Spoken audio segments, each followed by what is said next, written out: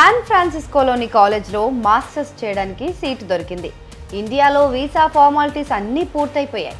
F1 visa మీద stamp కూడా పడిపోయింది. ఇంకొన్ని రోజుల్లో అమెరికా ఫ్లైట్ ఎక్కేయడమే మిగిలింది.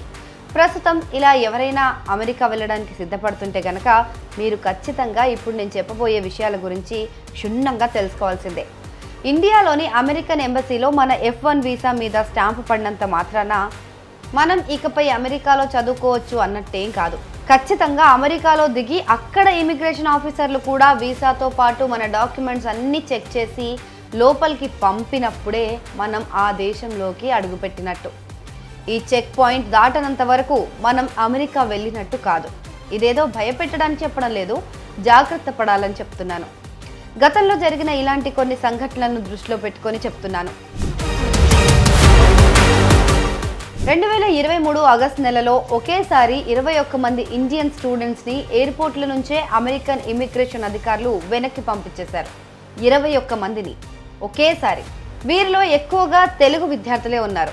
అట్లాంటా, చికాగో, శాన్ ఫ్రాన్సిస్కో విమానాశ్రయాల నుంచి ఒకే రోజు ఈ స్టూడెంట్స్ అందరినీ వెనక్కి పంపించేశారు వీసా ప్రాబ్లమ్స్ ఉన్నాయని చెప్పి. వాస్తవానికి వీళ్ళందరి దగ్గర వ్యాలిడ్ F1 వీసాలు ఉన్నాయి. ఈ వీసాలన్నింటి మీద ఇండియాలో స్టాంపులు కూడా పడ్డాయి.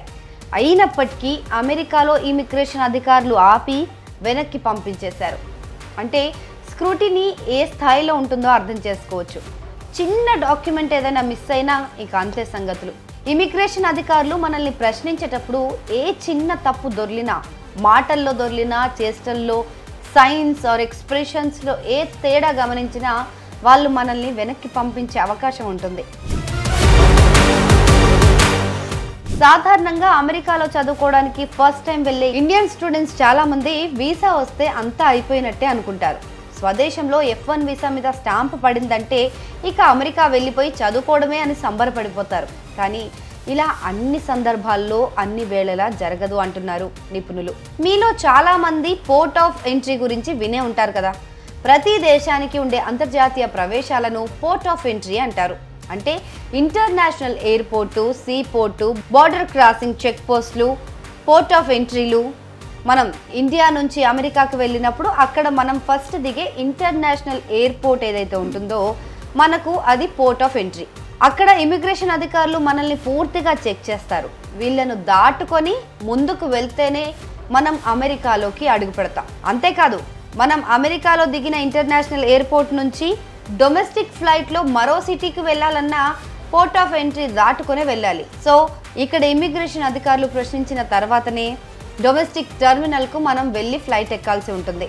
అందుకే ఇమిగ్రేషన్ వాళ్ళు అడిగితే ప్రతి ప్రశ్నకు తడుముకోకుండా కాన్ఫిడెంట్గా సమాధానం చెప్పాలి. వీళ్లకు ఏమాత్రం మన మీద డౌట్ వచ్చినా స్క్రూటినీ మొదలైపోతుంది. ఇక 1,00,000 ప్రశ్నలు అడిగి ఎక్కడ ఇరికించాలా అని చూస్తుంటారు.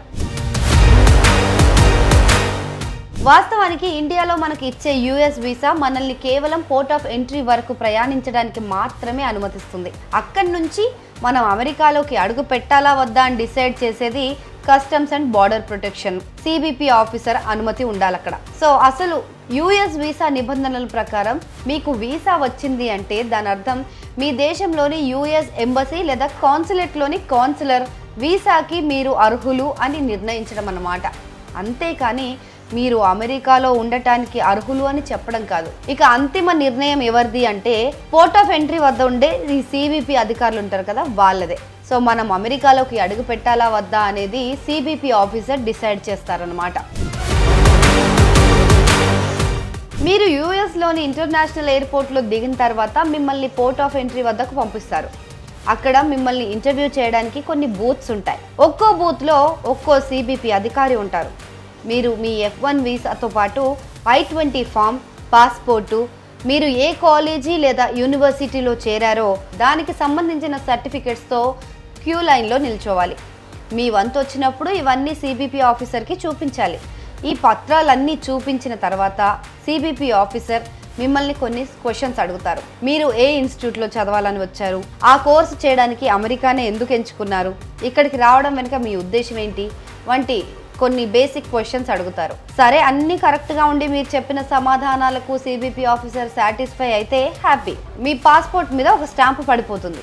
మీరు దర్జాగా అమెరికాలోకి అడుగుపెట్టేయచ్చు. ఈ ప్రక్రియ మొత్తానికి 5 నుంచి 10 నిమిషాలు సమయం పడుతుంది అంతే. అయితే మీరు చెప్పిన సమాధానాల మీద సిబిపి అధికారికి నమ్మకం కుదరకపోతే మాత్రం మీరు ఇబ్బందుల్లో పడ్డట్టే. మిమ్మల్ని సెకండరీ వెరిఫికేషన్కు పంపుతారు.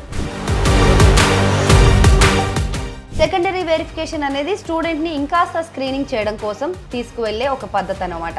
మీ ఫామ్స్ అన్ని కరెక్ట్గా లేకపోవడం, ఫామ్స్లో ఏదైనా మోసం ఉందని సిబిపి అధికారి నమ్మితే అమెరికాలోకి మీరు ఎంటర్ అవడం పట్ల మీ ఉద్దేశం వేరేలా ఉందని ఆఫీసర్ నమ్మడం, ఒకవేళ మొదలైన కారణాలు ఏవైనా ఉంటే సెకండరీ వెరిఫికేషన్కు వెళ్ళే అవకాశం ఉంటుంది. ఇక్కడ మిమ్మల్ని బాగా పిండేస్తారు, ప్రశ్నల వర్షం కురిపిస్తారు. ఈ ప్రశ్నల వర్షం గంట పాటు కూడా ఉండొచ్చు, అంతకు మించి సమయం కూడా పట్టొచ్చు. అయితే దీని వెనుక సిబిపి అధికారుల దురుద్దేశం కూడా ఏమీ ఉండదు.